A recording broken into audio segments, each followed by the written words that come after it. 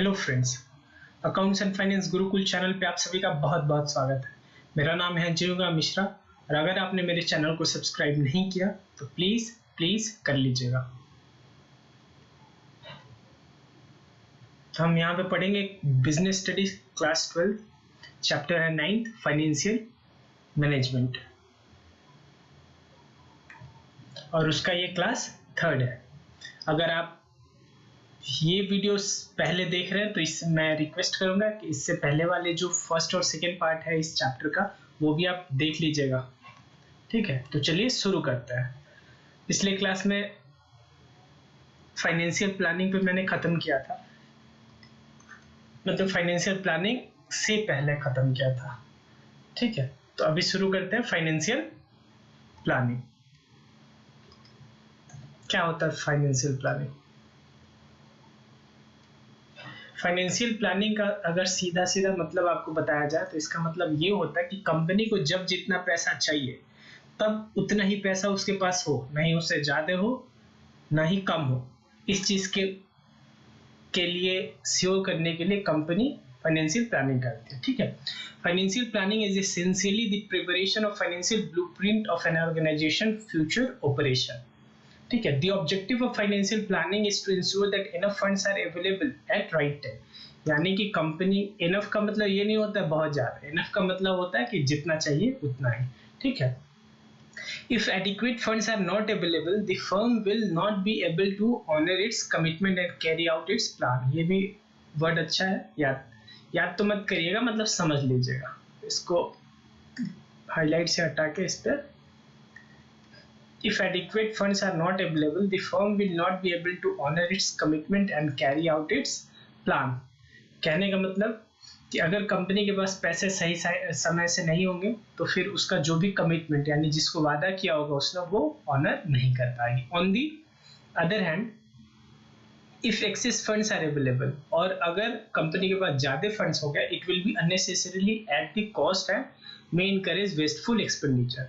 और कंपनी के पास अगर पैसा जितना चाहिए उससे भी ज्यादा है तो अननेसेसरी कॉस्ट भी होगा, और पैसा है तो फिर वेस्टफुल भी एक्सपेंडिचर होगा। यानी जैसे होता क्या ना कि सपोज करिए आपके पॉकेट में पैसा रहता है और उस पैसे का कोई यूजफुल यूज अगर आपके पास नहीं है तो आप ऐसे ही किसी भी काम के लिए खर्च कर देते हैं। वही बोल रहा कि अगर खर्च करोगे भी तो फिर वेस्टफुल एक्सपेंडिचर हो जाएगा क्योंकि उसका आपको जरूरत था ही नहीं। It must be kept in mind that financial planning is not equivalent to or is substitute for financial management। Financial management और financial planning substitute नहीं है, यानी दोनों ये अलग अलग है। Financial management aims at choosing the best investment and financing alternative by focusing on their cost and benefit। कर लिया था हमने। Its objective is to increase the shareholders' wealth। Financial planning on the other hand aims at a smooth operation by focusing on funds requirement and their availability in the light of financing decision। यानी कि जो हमारा financial planning है उसका objective क्या है? Is to increase the share holders wealth,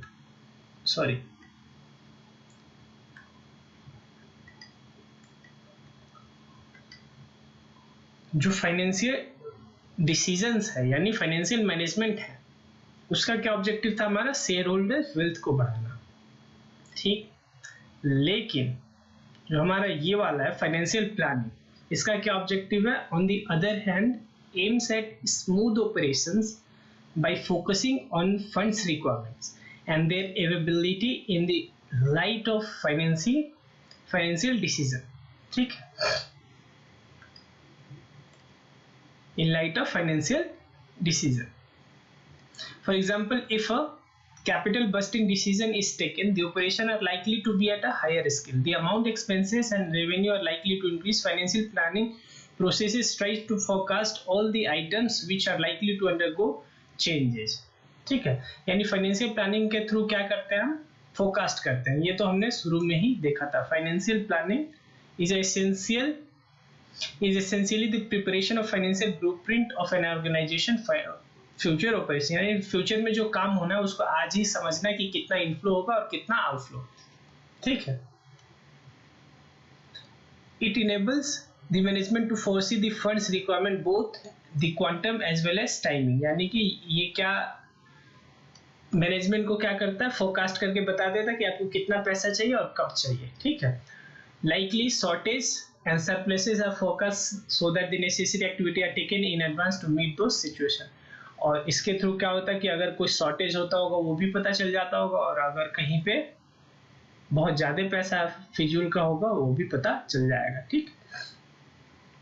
Thus, financial planning strives to achieve the following twin objective. दो objective है फाइनेंशियल प्लानिंग का। पहला, to ensure availability of funds whenever required. पहला काम क्या होता है कि जब जितना पैसा चाहिए उतना अवेलेबल कराना। This include a proper estimation of the funds required for the different purposes such as for the purpose of long term assets और to meet day to day expenses. Financial planning में क्या होता है कि company को किसी काम, कोई काम अगर आगे फ्यूचर में करना है तो उस पे कितना पैसा लगेगा और उससे कितना फ्लो आएगा वो पहले ही एस्टिमेट करना, उसी को वो काम किसका, फाइनेंशियल प्लानिंग का, ठीक है।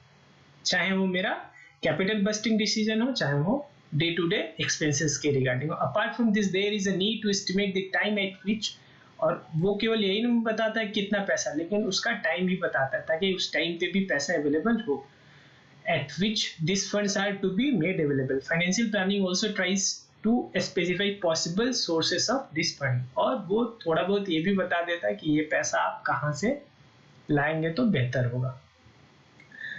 ऐसा बोल सकते हैं कि जैसे सपोज करिए, ऐसा बोल सकते हैं कि ये अगर मेरा फाइनेंशियल मैनेजमेंट है इतना, तो फिर इतना मेरा नहीं, एक सेकंड, अगर ये मेरा फाइनेंशियल मैनेजमेंट है, ये मेरा अगर फाइनेंशियल मैनेजमेंट है तो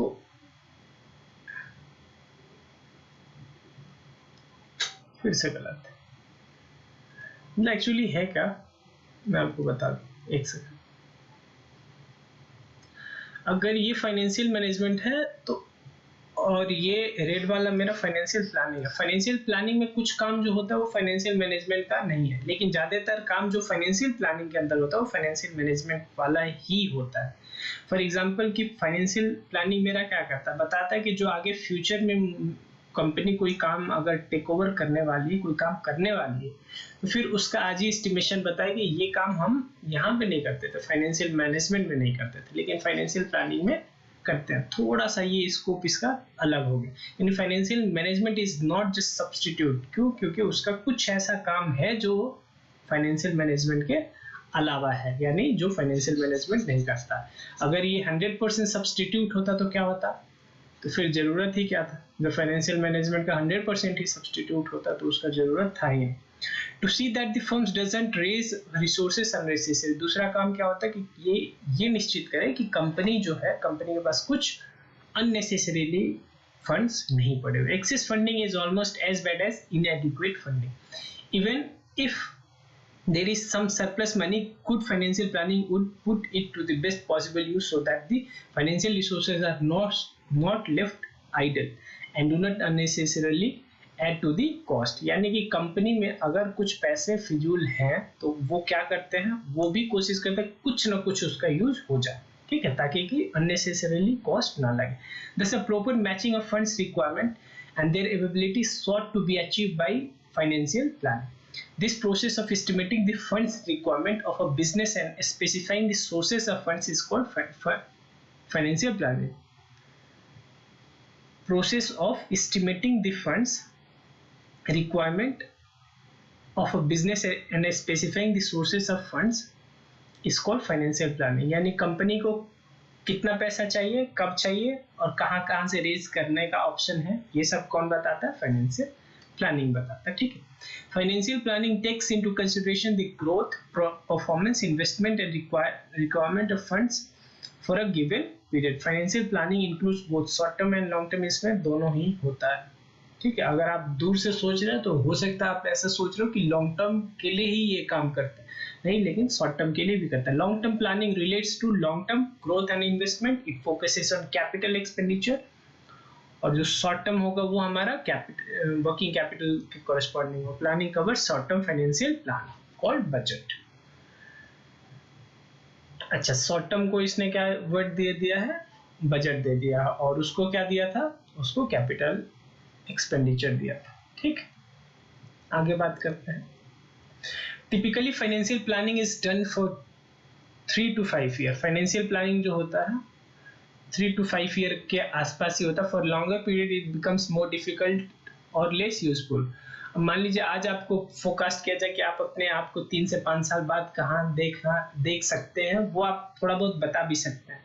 लेकिन अगर आपको ये बोला जाए कि आप बताइए 10 साल बाद, वो थोड़ा प्रोबेबिलिटी कम है कि आप उसको गेस कर पाए। वैसे तो ये भी प्रोबेबिलिटी नहीं है कि 3 साल बाद 5 साल बाद भी आप सही बताएंगे, लेकिन ज्यादा चांस सही होने का इसी का है रादर देन 10 साल वाला। ठीक है, plans made for the period of 1 year और less are term to be budget. Obvious सी बात है, 3 से 5 साल के आसपास जो होगा वो लॉन्ग टर्म होगा, यानी कि उसको कैपिटल बोलेंगे, कैपिटल एक्सपेंडिचर की कॉरेस्पॉन्डिंग कैपिटल उसको बोलेंगे, फोकस करेगा कैपिटल एक्सपेंडिचर पे। और ये वाला जो है हमारा, वो फोकस कहां पे करेगा,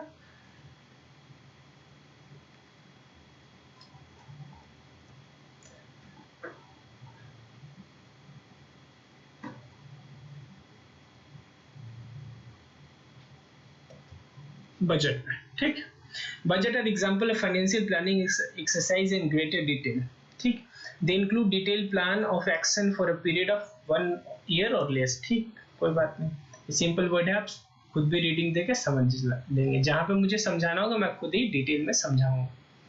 financial planning usually begins with the preparation of sales forecast. इसमें पहला काम क्या होता है, सेल फोरकास्ट करना।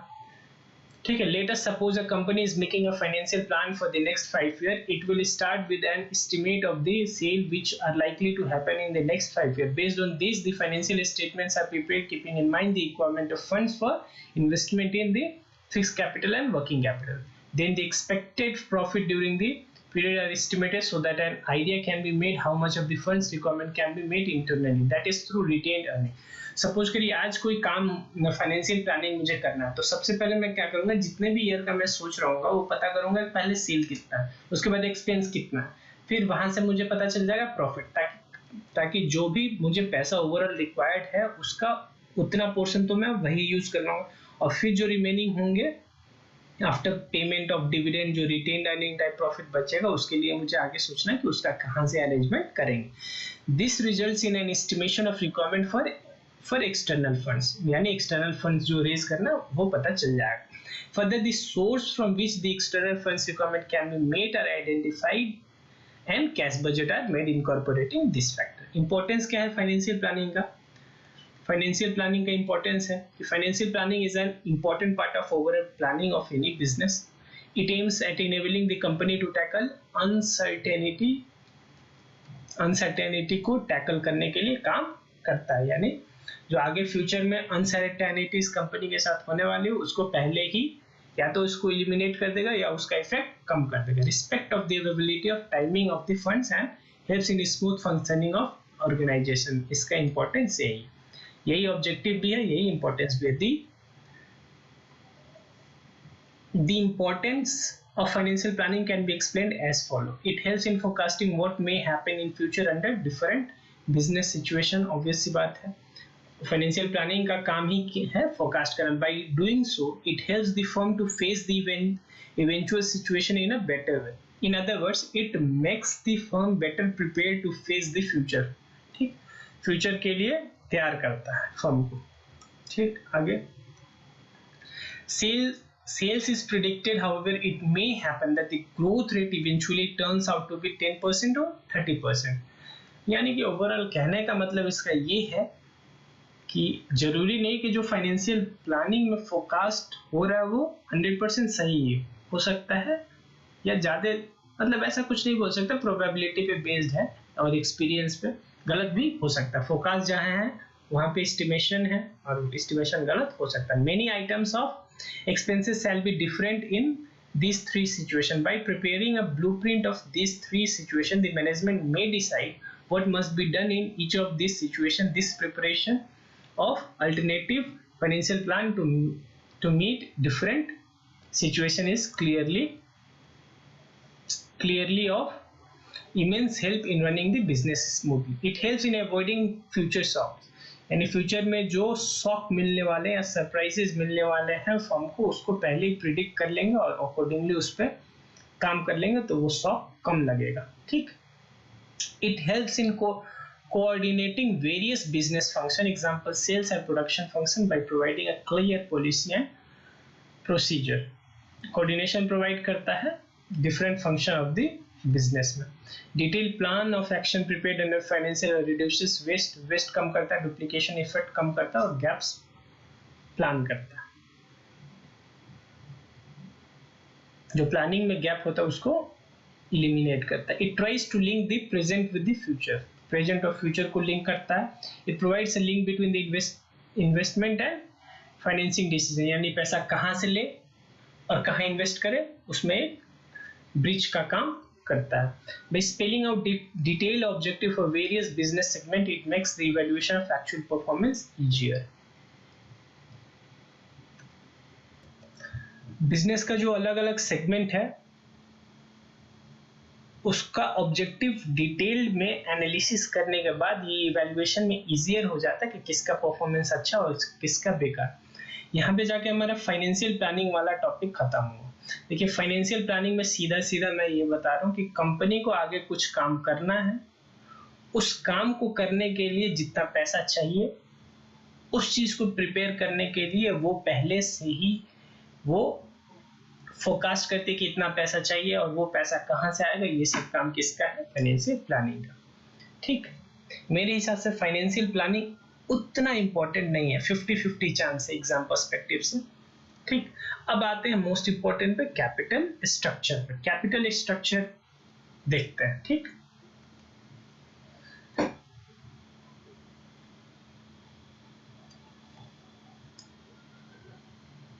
Capital structure. देखिए, कंपनी के कैपिटल का 2 पार्ट होता है. पिछले क्लास में भी हमने ये देखा था. 2 पार्ट कहने का मतलब, पहला 2 पार्ट होता है. पहला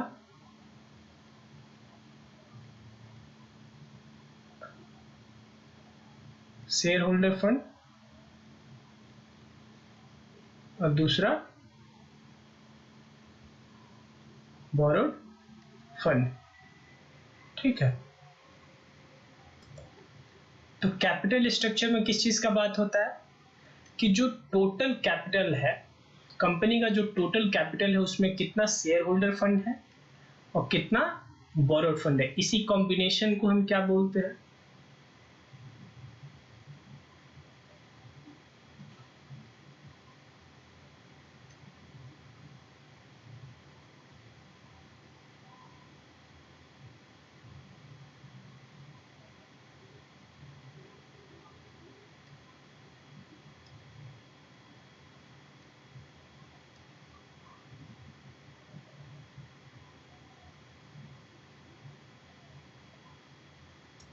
सॉफ्टवेयर ग्लिच हो गया था.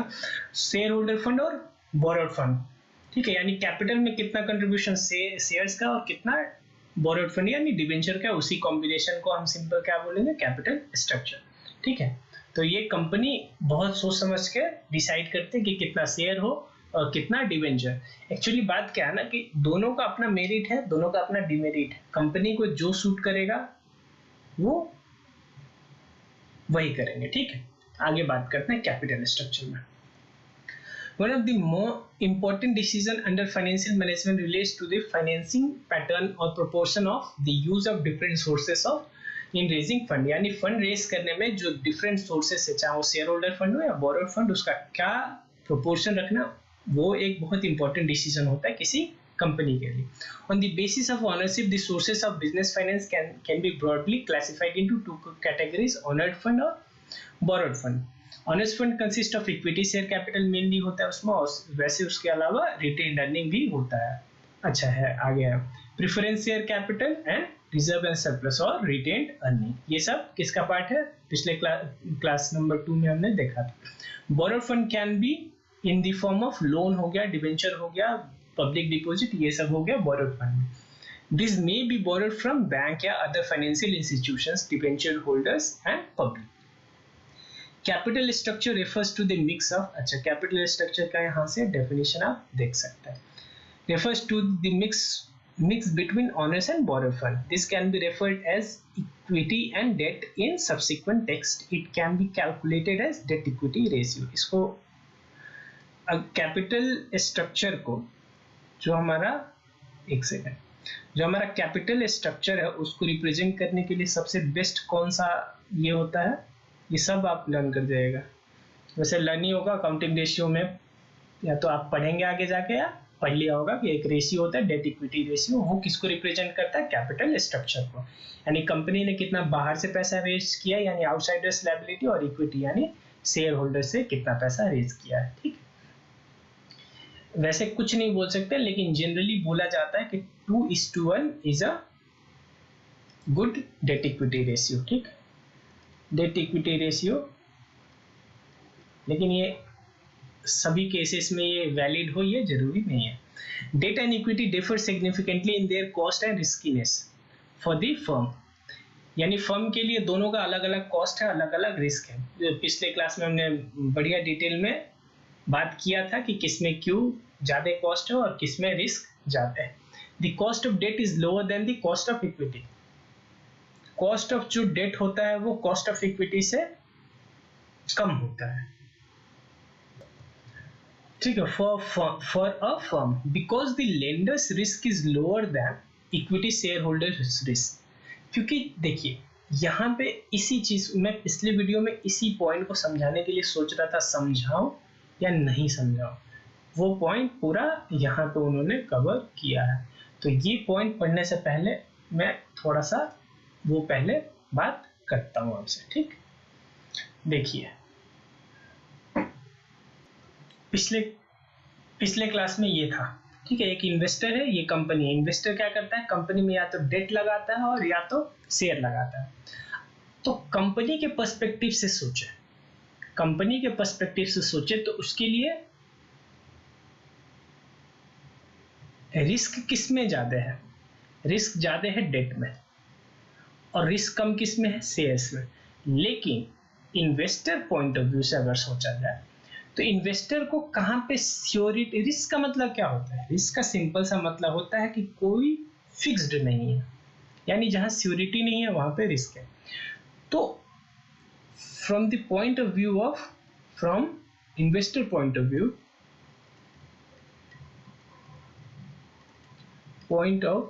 व्यू, अगर इन्वेस्टर हो के आप सोचिए तो आप जो डिबेंचर्स में पैसा लगा रहे हैं उसमें तो आपको रिटर्न फिक्स होता है, इसीलिए लेस रिस्क होगा आपके लिए।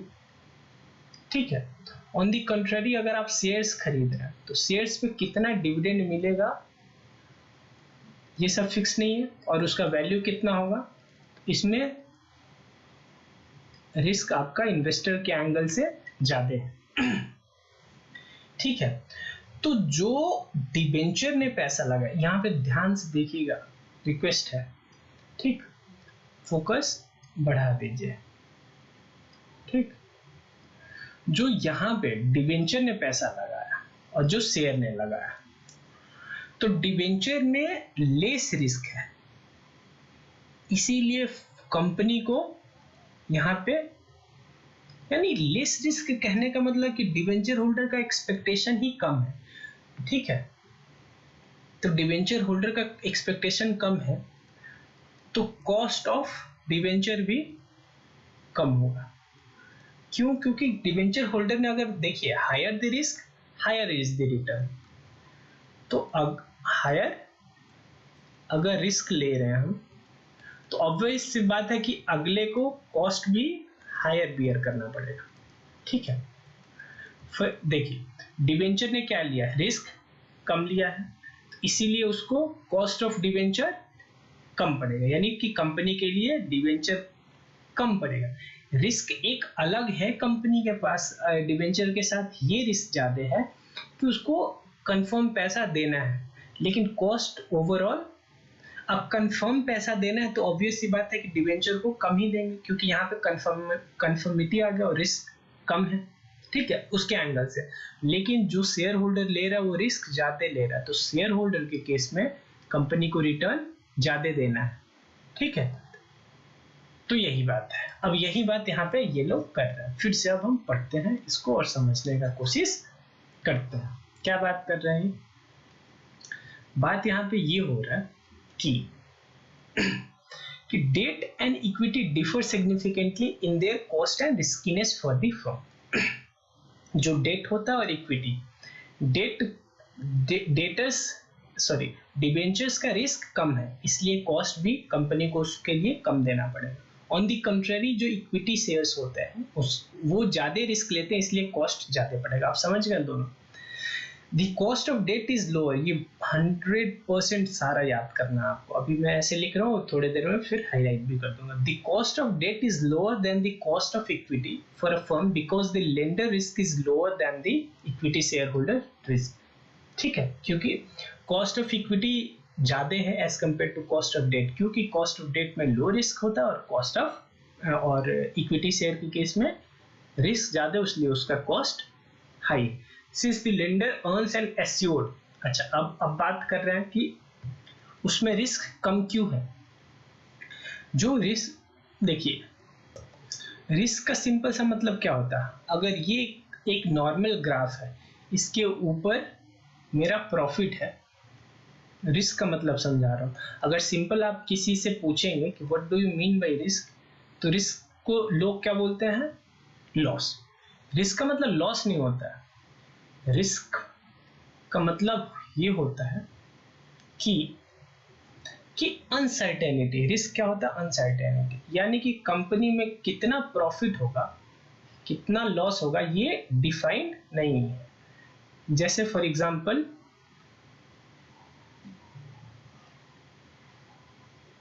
ठीक है, यानी कि कंपनी कुछ फिक्स्ड ही नहीं है कि किस ग्राफ पे रन कर रही है, ठीक है। ये एक ग्राफ हो गया, और एक मैं आपको दूसरा ग्राफ दिखा रहा हूं। ये वो हो गया, इसके ऊपर प्रॉफिट, नीचे लॉस है, ठीक। अच्छा, इसके ऊपर क्या है? प्रॉफिट, नीचे क्या है? लॉस, ठीक है। एक वो सिचुएशन मैंने अभी जो आपको दिया, एक ये वाला सिचुएशन है एक, ठीक।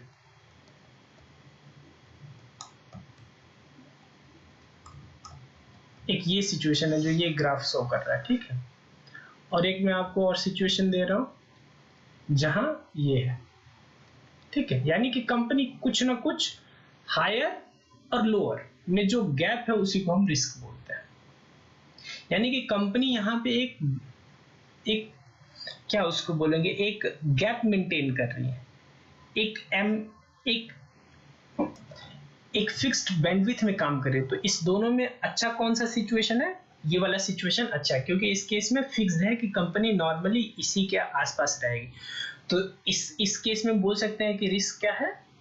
लेस है सेकेंड सिचुएशन में। लेकिन जो अभी हमने ऊपर वाला सिचुएशन किया था उसमें फिक्स ही नहीं था। इसमें सबसे टॉप क्या है? ये सबसे टॉप है, या ये जो भी हो, और ये लो है। तो यहाँ पे जो हाई और लोअर का जो गैप होता है, यानी कितना ज्यादा मिल सकता है और कितना कम मिल सकता है, इसी में जो गैप होता है उसी को बोलते हैं risk. Higher the gap, higher will be the risk, ठीक है।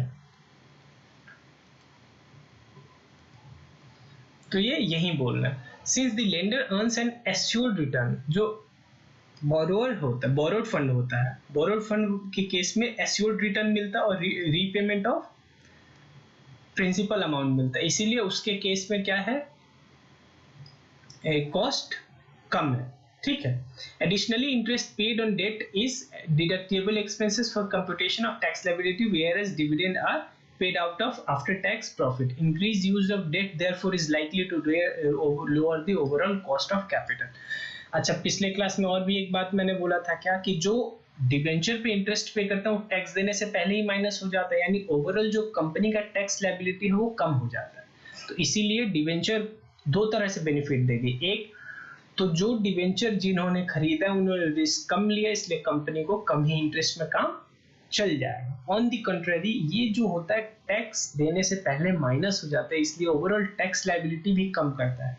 तो ये दो तरह से बेनिफिट दिया कंपनी को, ठीक। Impact of change in debt equity ratio upon the earning per share is dealt with the detail later on in this chapter, वो आगे बात करेंगे। Debt is cheaper but is more risky. Debt cheaper तो है, company के angle से क्या है, चीपर है, लेकिन रिस्की है। रिस्की क्यों है? क्योंकि इस पे इंटरेस्ट को पे करना है और रिटर्न ऑफ प्रिंसिपल भी देना ऑब्लिगेटरी है कंपनी को। नहीं तो अगर नहीं दिया तो वो क्या हो जाएगा, फाइनेंशियल रिस्क हो जाएगा। What is financial risk? जो पिछले वीडियो में मैंने डिस्कस किया, financial risk is a situation when the company is not able to pay off its obligations, its financial obligations. ठीक है। In meeting this commitment may force the business to go into liquidation. अगर उसने नहीं दिया पैसा company ने तो फिर उसको लिक्विडेशन में भी जाना पड़ सकता है। ठीक। अब मोस्ट इंपॉर्टेंट, आप ये तो सारा याद कर लीजिएगा। ठीक, आंख मूंद के सारा याद कर लीजिएगा प्लीज प्लीज प्लीज प्लीज। ये सारा इंपॉर्टेंट है एग्जाम पर्सपेक्टिव से और वैसे भी। ठीक, ये वाला तो नहीं, मतलब ठीक है यहीं तक। ठीक, यहां तक। ठीक, अब आगे बात करते हैं। There is no such compulsion in case of equity. लेकिन इक्विटी के केस में प्रिंसिपल अमाउंट तो छोड़िए, डिविडेंड भी देना कंपलसरी नहीं है। तो इसलिए यहाँ कंपनी के लिए चीप कौन पड़ेगा, डिवेंचर। लेकिन कंपनी को रिस्क किस में ज्यादा है, डिवेंचर में ही रिस्क ज्यादा भी, इसीलिए तो उसने कम, यानी ओवरऑल कंपनी ने रिस्क ज्यादा लिया है डिवेंचर लेके, इसीलिए उसको वापस जो रिटर्न दे रही है वो कम दे रही है। ठीक, अब ध्यान से जो भी मैं बोल रहा हूँ, आप भले ही आपको अपना स्पीड जो वीडियो का सुन रहे हैं वो कम करना पड़े, लेकिन इसको बार बार सुनिएगा जो मैं अभी बोल रहा हूँ। ठीक, नहीं समझ में आएगा कमेंट सेक्शन में डाउट पूछ लीजिएगा। There is no such compulsion in case of equity, which is therefore considered riskless for the business. Business के लिए इसीलिए equity riskless है। Higher use of debt increases the fixed financial charges of the business. यानी overall यहाँ पे आपसे यही बात कर रहा है कि डेट का क्या फीचर है, क्या मेरिट है, डिमेरिट है, और शेयर का क्या मेरिट और डिमेरिट है। As a result increase use of debt increases financial risk. Financial risk is a chance that the firm would fail to meet its payment obligation. बात किया था मैंने पिछले वीडियो में फाइनेंशियल रिस्क के बारे में। ठीक है। Capital structure of a company, यानी दोनों का अपना अपना मेरिट है और दोनों का अपना अपना डिमेरिट है। तो हम बात करते हैं किसका, इक्विटी का और डेट का। ठीक, कंपनी के एंगल से हम बात कर रहे हैं, दोनों का मेरिट और demerit. Equity cost less, sorry cost इस पे हाई है, यानी कि कॉस्ट हाई है कंपनी के लिए, यहाँ पे कॉस्ट लो है। इसीलिए यहाँ पे क्यों कॉस्ट हाई, इसलिए क्योंकि रिस्क कंपनी ने कम लिया है, कंपनी का रिस्क लेस है। On the country risk less for company, risk less नहीं है, लेस रिस्क है for company. On the country, वैसे वो कंपनी के एंगल से नहीं, अगर इन्वेस्टर के एंगल से सोचा जाता है तो हाई रिस्क है। इसीलिए अगर वो हाई रिस्क ले रहा है तभी तो उसको रिटर्न में ज्यादा मिलेगा, तो जो रिटर्न उसको हाई मिल रहा है उसको, वो कंपनी के लिए कॉस्ट हो गया फॉर इन्वेस्टर। ठीक, वैसे ही डिवेंचर कंपनी के लिए हाई रिस्क है, इसीलिए तो कंपनी लो रिटर्न दे रही है उस पर, फॉर कंपनी।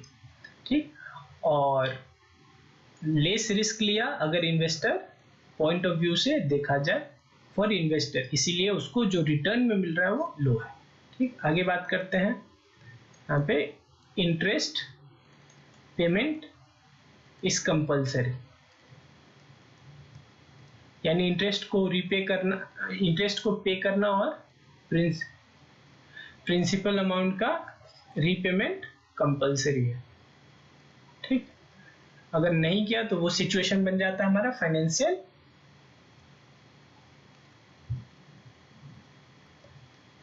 रिस्क। लेकिन इसमें नो कंपल्सन टू पे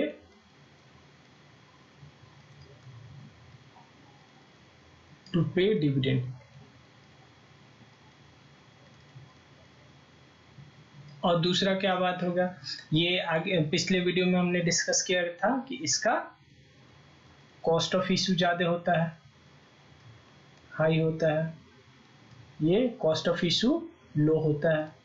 इसमें डाइल्यूशन ऑफ ऑनरशिप, पिछले वीडियो में ये सब मैंने डिस्कस किया था, ठीक।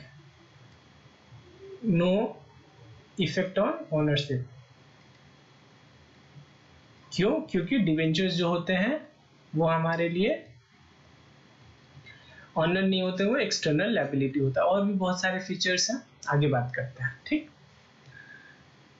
Capital structure of a company thus affect both profitability and financial risk. A capital structure will be said to be optimal when the proportion of debt and equity is such that it results in increase in value of equity shares. In other words, all decision relating to capital should be emphasized. यही capital structure के corresponding ही छोड़िए ना, company कोई भी decision लेगी उसका main M क्या होता है कि अल्टीमेटली मालिकों का, शेयर होल्डर्स का पैसा बढ़ाना। और शेयर होल्डर का पैसा बढ़ाने का मतलब क्या होता है कि इक्विटी का पैसा बढ़ाना, ठीक है।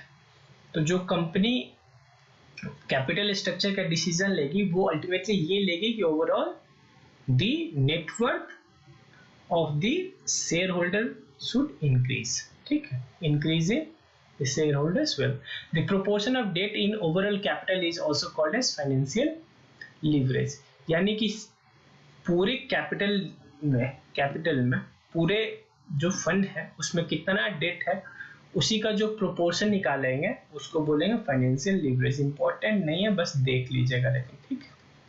आगे बात करते हैं। अब ये पूरा सिचुएशन दे रहा है, देखिए सबसे पहले आप माइंड में इतना ध्यान रखिएगा, इतना 100% आप फोकस रखिएगा कि आपका यहाँ पे एम क्या है। ओवरऑल आपका एम ये है कि जो आपका शेयर होल्डर है उसका पैसा, उसके पैसे का वैल्यू बढ़ाना है, ठीक।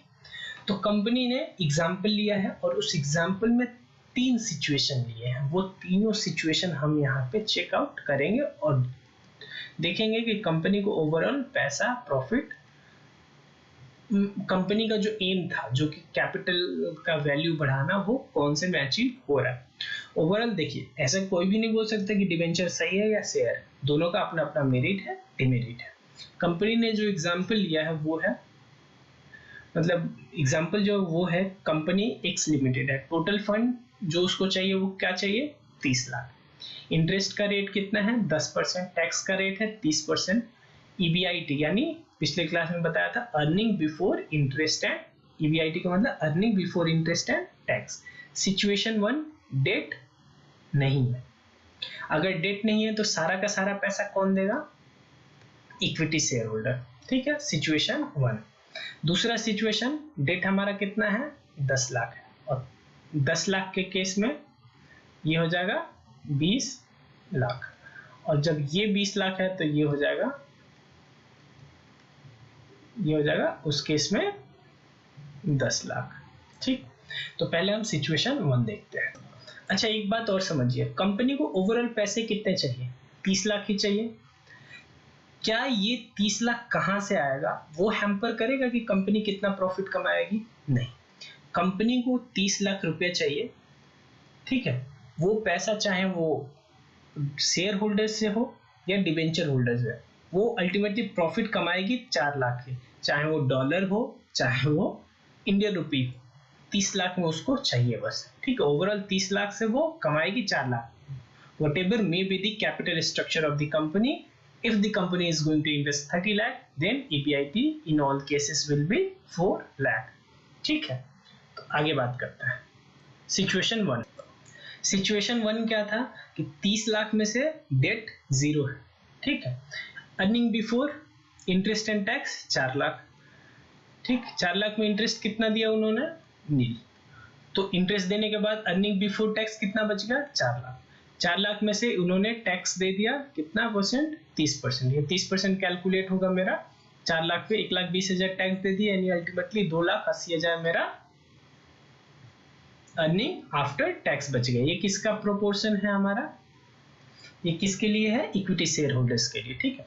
नंबर ऑफ इक्विटी शेयर अगर 10 का 1 है तो 3 लाख, ठीक, हाँ 30 लाख रुपए चाहिए था, सॉरी, तो 3 लाख नंबर ऑफ शेयर हो गया, 3 लाख यानी पर शेयर कितना पैसा कमाया, 0.93। ठीक, ये फर्स्ट केस है, यानी उसमें कितना कमाया इन्होंने, 0.93। अब हम बात करते हैं सेकेंड केस का। सेकेंड केस में क्या हुआ था पहले देख लेते हैं।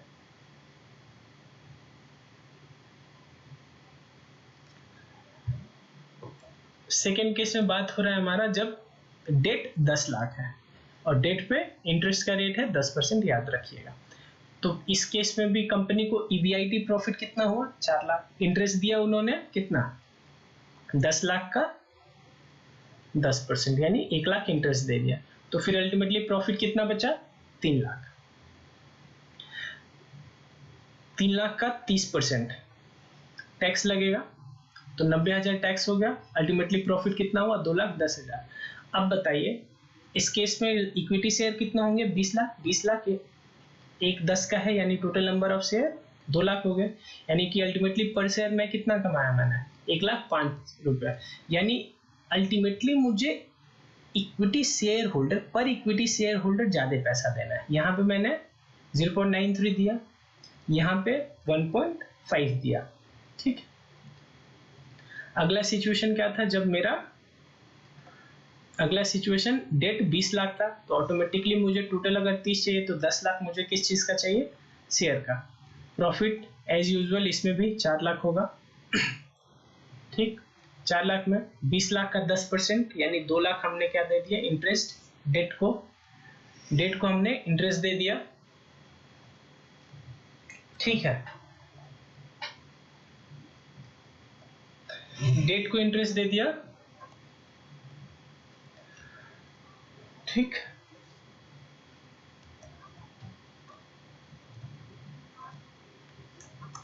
2 लाख, फिर प्रॉफिट कितना बचेगा, 4 लाख माइनस 2 लाख, 2 लाख। 2 लाख में से टैक्स दे दिया 60,000, यानी अल्टीमेटली मुझे अर्निंग आफ्टर टैक्स बच गया 1,40,000। अब नंबर ऑफ शेयर्स कम होके 1 लाख हो गए, यानी पर शेयर कितना दे दिया, 1.4। यहां से एक चीज आप कंक्लूड कर सकते हैं कि जितना ज्यादा मेरा डेटर है, सॉरी डिवेंचर, और जितना कम मेरा इक्विटी शेयर उतना ही सही है, क्योंकि इस केस में सबसे ज्यादा maximization of share holders wealth हुआ है। यानी आप बोल सकते हैं, कुछ मैं यहाँ पे डैश डाल रहा हूं, इन सच सिचुएशन आगे लिखूंगा, higher debt should form part of capital structure. आगे एक और एग्जाम्पल है, उसके बाद मैं यहाँ पे फिल इन द ब्लैंक करूंगा कि ये सिचुएशन है, तो higher debt should form part of capital structure. यानी कि अगर ये सिचुएशन है तो फिर मुझे डिवेंचर यानी डेट ज्यादा रखना चाहिए। अच्छा, एक चीज देखिए, पहला केस क्या बना हमारा कि 0 डेट और 30 लाख शेयर। दूसरा बना 10 लाख डेट और 20 लाख शेयर। तीसरा बना 20 लाख डेट और 10 लाख शेयर। चौथा ये भी बनना चाहिए था कि 30 लाख डेट और 0 शेयर। वो तो हो ही नहीं सकता, क्यों, क्योंकि कोई भी कंपनी बिना शेयर होल्डर्स के हो ही नहीं सकती है। यानी आप ये वाला सिचुएशन समझिए कि एक कोई एसेट है और उसका कोई मालिक ही नहीं है। मालिक अल्टीमेटली कौन होता है, इक्विटी शेयर होल्डर ही होता है। तो मालिक एक कम से कम होना शेयर होल्डर जरूरी है, यानी एक शेयर होना जरूरी है।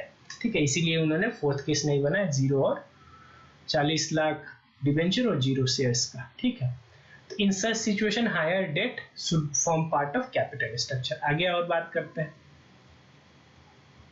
ठीक है, ये जो अभी पिछला बीत गया वही एनालिसिस उन्होंने भी दिया। ठीक है, कि जब फर्स्ट सिचुएशन में 0.93 था, सेकेंड सिचुएशन में इतना था और थर्ड सिचुएशन में इतना। तो ठीक, कि why is the EPS rising with higher depth, यानी हायर डेप्थ जब है तो इस पे एनालिसिस करेंगे थोड़ी देर में। पहले ये इनका एग्जाम्पल नंबर 2 देख लेते हैं। एग्जाम्पल नंबर 2 में क्या किया इन्होंने कि ईबीआईटी 2 लाख है, इंटरेस्ट 0 है,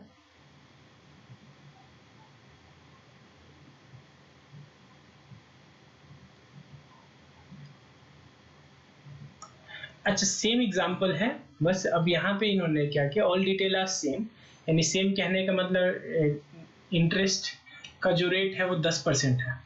तो यहाँ पे फर्स्ट सिचुएशन में क्या बन जाएगा अब मेरा, यानी उन्होंने क्या केवल चेंज किया, ईबीआईटी चेंज किया पिछले एग्जांपल से। पिछले एग्जांपल में हमारा ईबीआईटी कितना था, 4 लाख था, ठीक। इस एग्जांपल में कितना है हमारा, 2 लाख है। तो 2 लाख है, डिवेंचर नील था तो इंटरेस्ट 0 बना, ईबीटी कितना हो गया 2 लाख, और टैक्स फिर बन गया 2 लाख का 30% 60,000, फिर ओवरऑल 1,40,000 प्रॉफिट होगा इक्विटी शेयर होल्डर के लिए। तो number of equity share 3 lakh है, तो 0.47, ठीक है। दूसरे सिचुएशन में क्या हुआ, प्रॉफिट उतना ही है, डिवेंचर पे इंटरेस्ट 1 लाख बन गया, फिर 1 लाख का अर्निंग बिफोर टैक्स 1 लाख हो गया, टैक्स दे दिया 30,000, तो अर्निंग आफ्टर टैक्स 70,000, 70,000 में डिवाइड कर दिया 2 लाख नंबर ऑफ शेयर्स, तो पर शेयर कितना बना 0.35। Third case, profit 2 lakh, interest दे दिया 2 लाख, तो profit before tax nil, tax फिर 0 देंगे, प्रॉफिट आफ्टर टैक्स 0, और 1 लाख शेयर्स था तो अल्टीमेटली नील होगा। एक चीज आप कॉन्ट्रडिक्शन देख पा रहे होंगे, कॉन्ट्रडिक्शन ये है यहाँ पे कि पिछले केस में जैसे जैसे हमारा डिवेंचर, नंबर ऑफ डिवेंचर बढ़ रहा था, हमारा यहाँ पे ये भी बढ़ गया था, ठीक है। लेकिन ऑन दी कंट्रेरी जो दूसरा एग्जांपल इन्होंने सेट किया है उसमें जैसे जैसे बढ़ रहा है, यानी यहाँ पे मेरा डिवेंचर क्या था, नील था, यहाँ पे डिवेंचर मेरा क्या था 10 लाख था, और इस सिचुएशन में डिवेंचर 20 लाख। तो जैसे जैसे डिवेंचर बढ़ रहा है वैसे वैसे ये कम हो गया। तो यहाँ से आप एक चीज एनालाइज कर पा रहे होंगे, और वो बताने से पहले मैं अपना कुछ एग्जांपल बताता हूँ। देखिए कंपनी का काम क्या है, कंपनी का कोई भी काम नहीं होता है, कंपनी बाहर से पैसा लेती है और दे देती है बाहर, और इसको फिर कॉस्ट के रूप में कुछ पैसा वापस कर देती है, और फिर बाहर जो इन्वेस्ट किया है उससे कुछ रिटर्न कमा लेती है, ठीक। तो सपोज करिए यहां से क्या हुआ, एक्वायरिंग फंड या एक्विजिशन ऑफ फंड जो भी बोले, या procurement of fund, investment,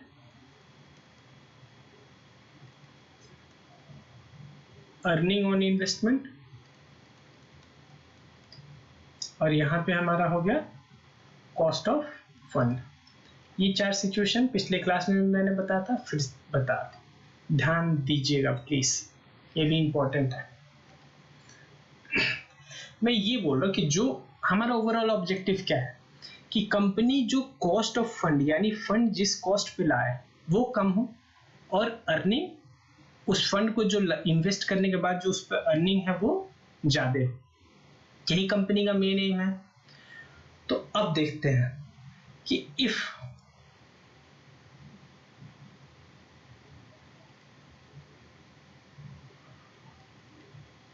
earning on investment, मान के चलते हैं कि कंपनी जितना भी फंड यहां से रेस करके कोई भी एक्स्ट्रा खर्चा नहीं है, सीधे इन्वेस्ट कर देती है, एज्यूम करके चल रहा है, ठीक।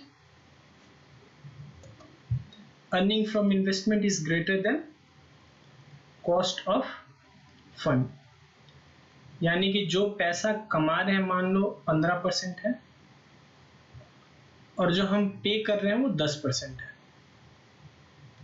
जो पे कर रहे हैं वो कितना है, वो है 10%। कॉस्ट ऑफ फंड है हमारा 10%, यानी ये अच्छा सिचुएशन है। दूसरे एग्जांपल अब लेते हैं, इस केस में अर्निंग फ्रॉम इन्वेस्टमेंट कितना हो रहा है, मान के चलिए 10%, लेकिन कॉस्ट हम दे रहे हैं उसको 12%, यानी जो पैसा हमने 12% में खरीदा था, यानी लिया था वो उधार, उसको लगाने के बाद 10% कमा रहे हैं। यानी ओवरऑल हमारा ऑब्जेक्टिव क्या था, बिजनेस का ओवरऑल ऑब्जेक्टिव क्या होता है कि ये जो पैसा एक्वायर कर रहे हैं उस पर जो कॉस्ट दे रहे हैं वो कम होना चाहिए एज कंपेयर टू जो हम इन्वेस्टमेंट करके और पैसा अर्न कर रहे हैं। तो वो सेकेंड केस में वो पिट जा रहा है, वो वाला अचीव ही नहीं हो पा रहा। यानी कि जो हम कॉस्ट ऑफ फंड देंगे 10% कमा रहे हैं, तो 10% से पैसा जो कमा रहे हैं उससे ज्यादा है 12%। तो ये जो 2% का मार्जिन देंगे वो अल्टीमेटली कहां से जाएगा? वो मालिक देगा, यानी कंपनी अपने पॉकेट से देगी। और कंपनी का पॉकेट कौन है? कंपनी का पॉकेट है शेयर। यानी कि यहां से एक चीज हम कंक्लूड कर सकते हैं, ध्यान से सुनिएगा, बोल रहा हूं बस, लिखूंगा नहीं, कि अगर कंपनी जो प्रॉफिट कमा रही है, अगर ओवरऑल कैपिटल यानी कि पूरा जो पैसा लगाया कंपनी ने उससे जो प्रॉफिट कमा रही, अगर कॉस्ट ऑफ डेट से ज्यादा है, तो कंपनी को ये फोकस करना चाहिए कि कंपनी ज्यादा डेट इशू कर दे। क्योंकि अच्छा ठीक है, कंपनी का अगर ओवरऑल प्रॉफिट का रिटर्न जो मिल रहा है, कंपनी को इन्वेस्टमेंट से जो रिटर्न मिल रहा है, अगर कॉस्ट ऑफ डेट से ज्यादा है तो कंपनी को ज्यादा डेट रखना चाहिए। और कंपनी को अगर रिटर्न ऑन इन्वेस्टमेंट कम आ रहा है as compare to cost of debt, तो उसको ज्यादा शेयर होल्डर पे फोकस करना चाहिए। क्यों? क्योंकि कॉस्ट ऑफ डेट तो उसको देना कंपलसरी है, उसको तो कम या नेग्लेक्ट नहीं कर सकती है। तो उस केस में क्या होगा? अल्टीमेटली शेयर होल्डर का के शेयर से पैसा जाएगा। इसीलिए अब ध्यान दीजिए कि जो फर्स्ट सिचुएशन था हमारा, फर्स्ट एग्जांपल में पहले डिलीट करो। कंपनी ने फर्स्ट केस में ओवरऑल कितना पैसा इन्वेस्ट किया था? 30 लाख। 30 लाख लगा के वो पैसा कितना कमा रही थी? हर केस में 4 लाख।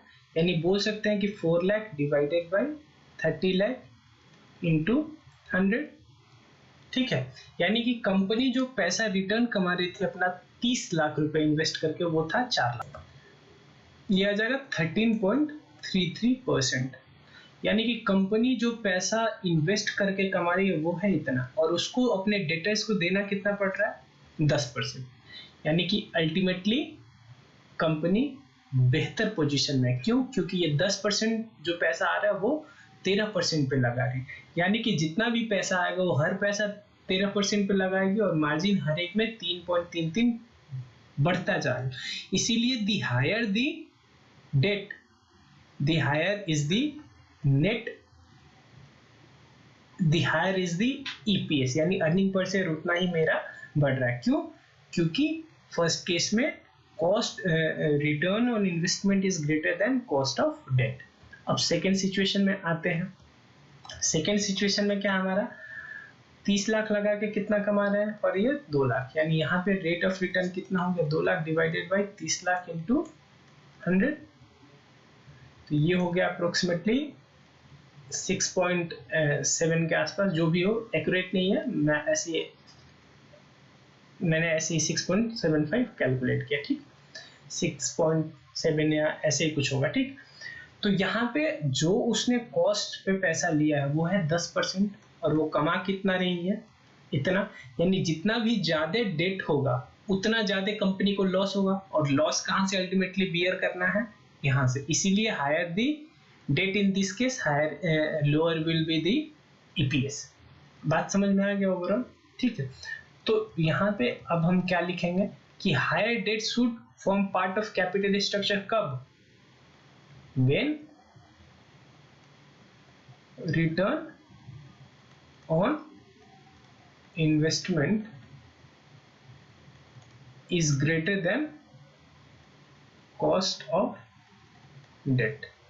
अगर मेरा return on investment cost of debt से ज्यादा है तो जितना डेट होगा उतना कंपनी में अच्छा होगा। अच्छा क्या होगा कि ईपीएस विल इंक्रीज। ठीक, ऑन द कंट्री, अगर मेरा when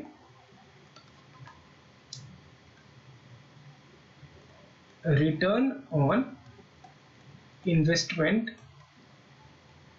is lower than cost of debt, cost of debt से रिटर्न कम है, तो इस सिचुएशन में जो भी कम है वो लॉस जो हो रहा है वो हर एक किससे हो रहा है? शेयर होल्डर से।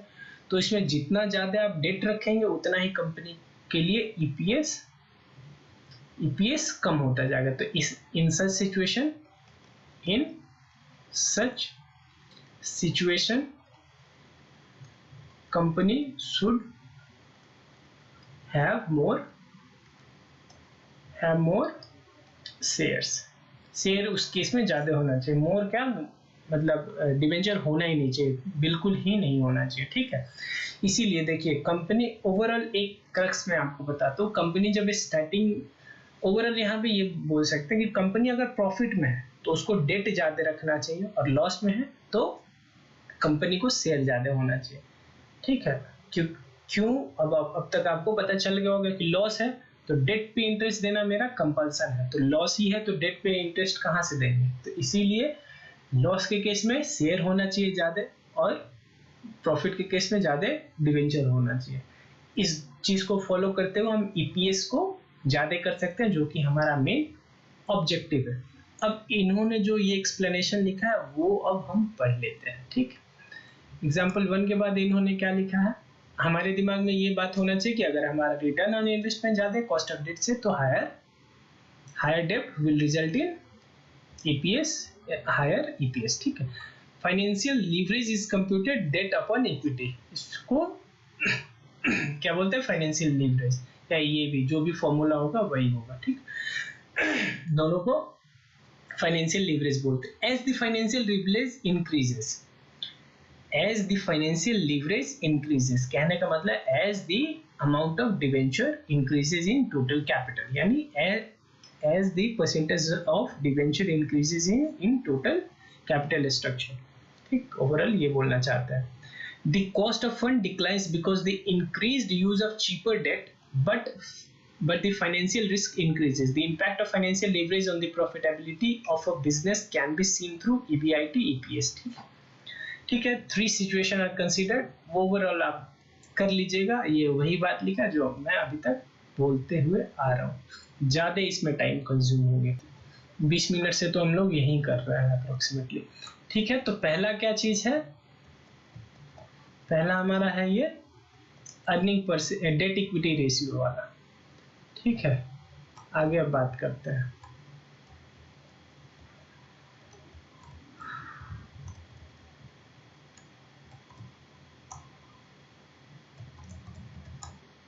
अब बात करते हैं फैक्टर,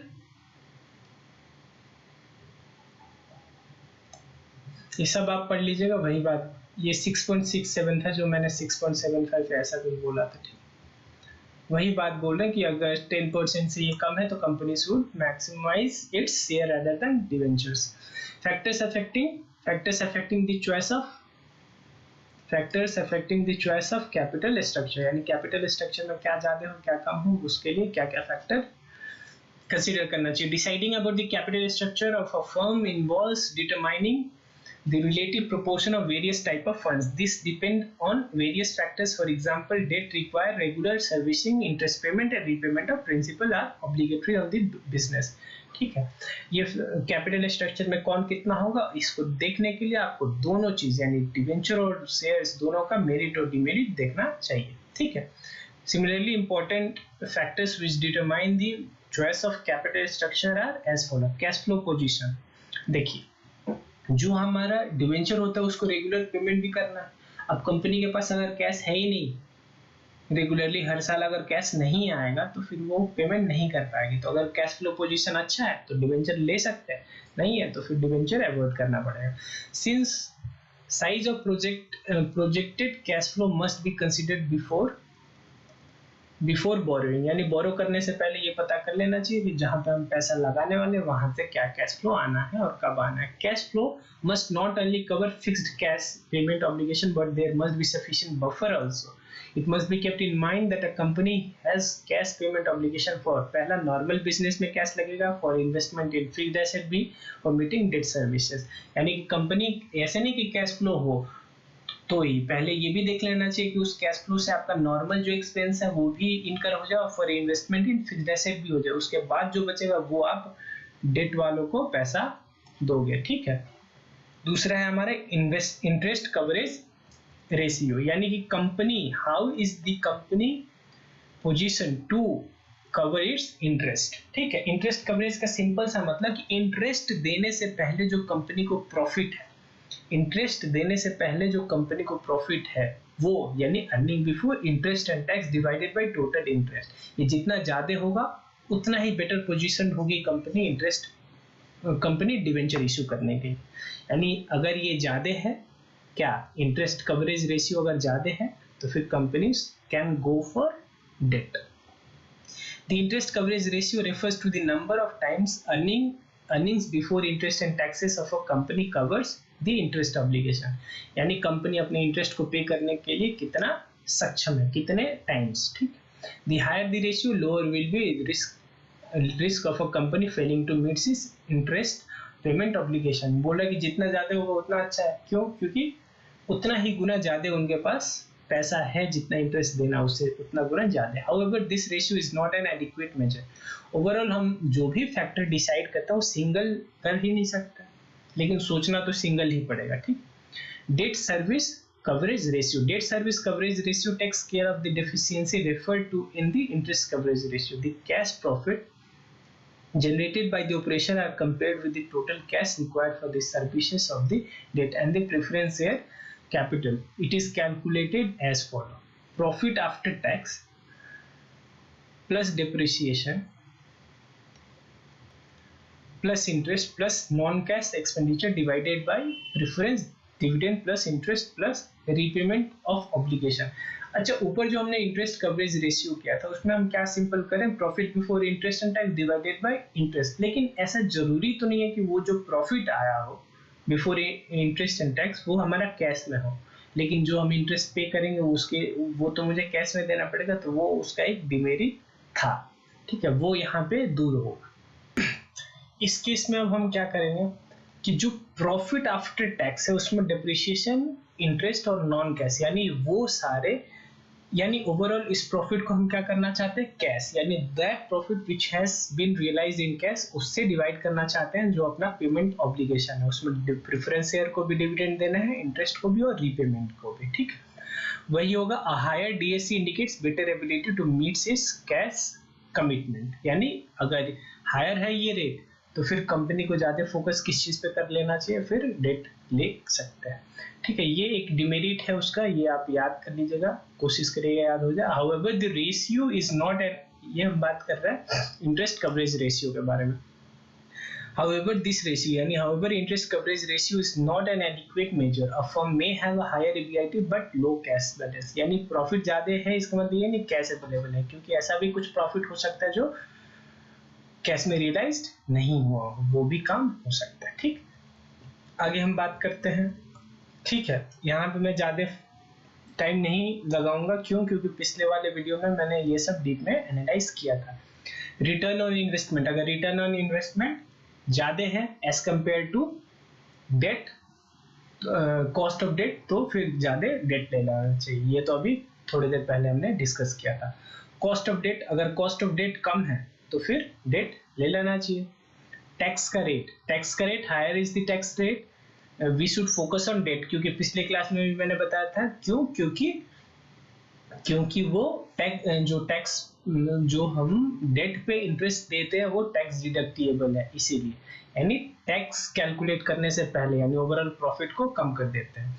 एक्चुअली बात क्या है ना कि देखिए, मुझे अगर 30 लाख रुपए बिजनेस में चाहिए तो ओवरऑल मुझे वो 30 ही चाहिए, ये नहीं कि मैं डेट से पैसा ले रहा हूँ। तो डेट से अगर पैसे इंक्रीज करूँ तो ओवरऑल मेरा इक्विटी शेयर से पैसा जो लेना है वो कम भी हो रहा है, इसीलिए इसका बेनिफिट आपको मिल जाएगा, ठीक। Since interest is a deductible expense, cost of debt is affected by tax rate.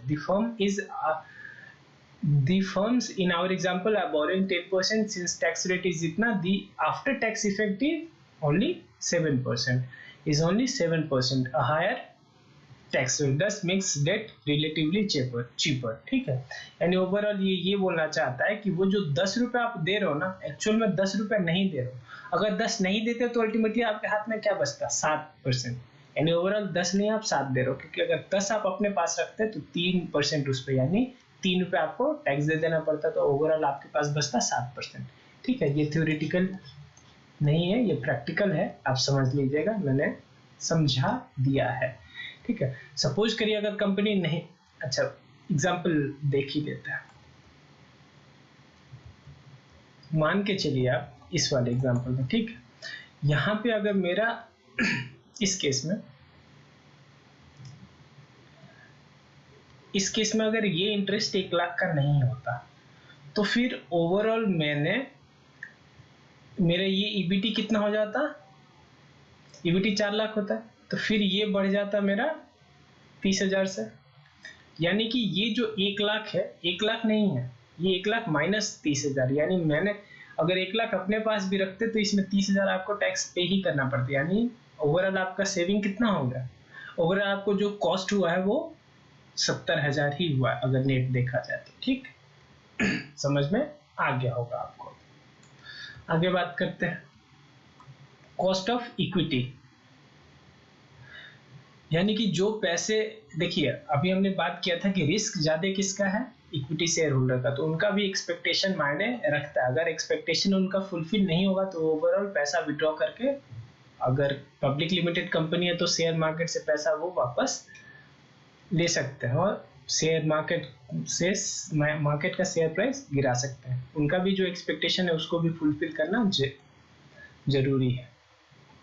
ठीक है, यह जरूरी नहीं है, मतलब उनका भी एक्सपेक्टेशन क्या है उसको कंसीडर करना है। Stock owner expect a rate of return from the equity which is commensurate with the risk they are assuming. When a company increases डेब्ट the financial risk faced by the equity shareholder increases, consequently their desired rate of return may increase। ठीक है, it is for this reason that a company cannot use debt beyond a point. If debt is used beyond that point, cost of equity may go up sharply and share of prices may decrease in spite of increased EPS. Consequently, the maximization of shareholders' wealth debt can be used only up to a level। फिर से देखते हैं ये वाला point, थोड़ा tricky है। ये point सीधे यही बोलना चाहता है कि अगर कंपनी, अच्छा ऐसा भी नहीं है जो अभी हमने बात किया था कि कंपनी अगर प्रॉफिट में है तो ज्यादा फोकस करना चाहिए डेट। अब डेट को इतना ही ज्यादा ना कर लो कि आपका फाइनेंशियल रिस्क बहुत ज्यादा हो जाए, क्योंकि फाइनेंशियल रिस्क अगर हुआ तो अल्टीमेटली वो किसको हैम्पर करना है, इक्विटी शेयर होल्डर्स को। और इक्विटी शेयर होल्डर को हैम्पर करने का मतलब क्या, कि उनका रिस्क बढ़ेगा, और उनका रिस्क अगर फिर से बढ़ रहा है तो फिर ओवरऑल उनका भी एक्सपेक्टेशन आपका बढ़ जाएगा। ठीक है, तो फिर एक बैलेंस मेंटेन करना जरूरी है। रिस्क, अगला है हमारा फ्लोटेशन कॉस्ट, कि किसको रेस करने का कितना कॉस्ट है, वो भी बात हमारा हो गया था। रिस्क कंसिडरेशन, अगर रिस्क को कंसिडर किया जाए, as discuss earlier use of debt increases the financial risk. ज्यादा रिस्क किस में है, कंपनी के एंगल से ज्यादा रिस्क है डेट में। ठीक, flexibility, if a firm uses its debt potential to the full, it loses flexibility to issue further। ये उतना इंपॉर्टेंट अच्छा पॉइंट नहीं है, ये मत देखिएगा। सीधे बोल रहा है कि कंपनी को एक, देखिए ज्यादा इजी, अगर डेट और से डिवेंचर और शेयर दोनों में अगर पूछा जाए कौन सा ज्यादा इजी है इशू करना, तो वो डिवेंचर है। तो ये यही बोल रहा है कि कंपनी को हमेशा अपने 100% जितना, मान लीजिए एक लिमिट होगा कि कंपनी इतना ही डिवेंचर इशू कर सकती है। ठीक है, एक लिमिट तो होगा ही, तो कंपनी को हमेशा एक गैप होना चाहिए कि ताकि कि इमरजेंसी में कभी पैसे का जरूरत पड़ जाए तो उसको डिवेंचर इशू करने में दिक्कत ना हो, क्योंकि वो इजी है। ठीक है, कंट्रोल, अगर वही कंट्रोल कंसिडरेशन डाइल्यूशन ऑफ, जो कंट्रोल अभी हमने बात कर लिया था पिछले वीडियो में, अगर आपने फिर से रिपीट कर रहा हूं मैं, नहीं देखा आपने तो फिर देख लीजिएगा प्लीज। ठीक है, बहुत मेहनत लग रहा है पढ़ाने में। ठीक है, अगर आपको कोई भी डाउट आए तो बेझिझक पूछिएगा। ठीक है, कमेंट पे। रेगुलेटरी फ्रेमवर्क, रेगुलेटरी फ्रेमवर्क कहने का every company operates within a regulation of framework provided by the law. Example, public issue of share and debenture have to be made under SEBI guidelines. Raising funds from the banks and other finance are required for fulfilment of other नाम। ये simple सा यही बोल रहा है कि share issue करना थोड़ा सा टफ काम है as compare to issuing loan. तो फिर अगर वो ध्यान रखा जाए तो ज्यादा बेहतर डेट होगा। स्टॉक मार्केट का कंडीशन, अगर ये भी सारा पिछले क्लास में डिस्कस हुआ था, इसीलिए मैं ऐसे ही जल्दी जा रहा हूँ। जो बेकार का वीडियो का लेंथ बढ़ाने से कोई फायदा नहीं होगा। ठीक है, आप खुद भी पैनिक हो जाएंगे कि इतना बड़ा वीडियो है। ठीक है, अगला स्टॉक मार्केट कंडीशन, अगर स्टॉक मार्केट राइजिंग ट्रेंड में है यानी बुलिश है तो फिर कंपनी को शेयर इशू करना चाहिए। ठीक, अगर देखते हैं capital structure of other companies. of other company. A useful guideline in the capital stock planning is debt equity ratio of other company in the same industry. Obvious सी बात है कि जो आपकी इंडस्ट्री में टाइकून कंपनीज हैं, यानी जो अच्छी कंपनी है, उनका कैपिटल स्ट्रक्चर देख लो, उस हिसाब से आप डिसीजन लेना है तो ले लीजिए, ठीक है। तो ओवरऑल यहाँ पे हमारा ये भी टॉपिक हमारा कैपिटल स्ट्रक्चर वाला खत्म हो गया, ठीक है। अब यहाँ पे इस वीडियो को बंद कर देते हैं। ये वीडियो भी 1 घंटे से ज़्यादा का हो गया, एक 10 मिनट, 1 घंटा 10 मिनट 15 मिनट के आसपास चला गया, ठीक है। तो ओवरऑल आशा करता हूँ कि आपको वीडियो पसंद आया होगा। अगर बहुत मेहनत लेकिन लग रहा है तो प्लीज़ मुझे सपोर्ट करने के लिए और मेरा हौसला बढ़ाने के लिए प्लीज़ मेरे चैनल को सब्सक्राइब करिएगा और लाइक करिए वीडियो को। अच्छा, अगर कुछ प्रॉब्लम भी है जो आप मुझे सजेस्ट करना चाहते हैं, वो भी आप कमेंट के थ्रू बता सकते हैं मुझे। और अगर आपको कोई डाउट भी आया तो वो भी आप पूछ लीजिएगा मेरे से, ठीक है। क्वेश्चन में कोई भी डाउट आया पूछ लीजिएगा, और पूरा डिटेल करा रहा हूँ। अब आपको पता चल गया होगा कि यहाँ पे पढ़ने के बाद आपको बाहर कहीं और भी पढ़ने का जरूरत नहीं पड़ेगा। बस जो मैंने टिक लगाया वो लर्न जरूर करिएगा, ठीक है। क्यों? प्राइवेट ट्यूशन वाले भी इतना टाइम नहीं देते हैं, ठीक है। वो दो घंटे में एक चैप्टर जरूर करा देते हैं, ठीक है। तो अब आप समझ सकते हैं कि कितना मेहनत से मैं पढ़ा रहा हूँ। तो मुझे प्लीज़ बूस्टअप करने के लिए सब्सक्राइब कर लीजिएगा और वीडियो को लाइक करिए। डाउट कमेंट सेक्शन में पूछ लीजिएगा। Thank you very much. और जो हमारा अकाउंट्स का भी वीडियो है और फर्दर इकोनॉमिक्स और एंटरप्रेन्योरशिप का आना है, वो भी आप देखते रहिएगा वहाँ से, ठीक है। Thank you very much, bye.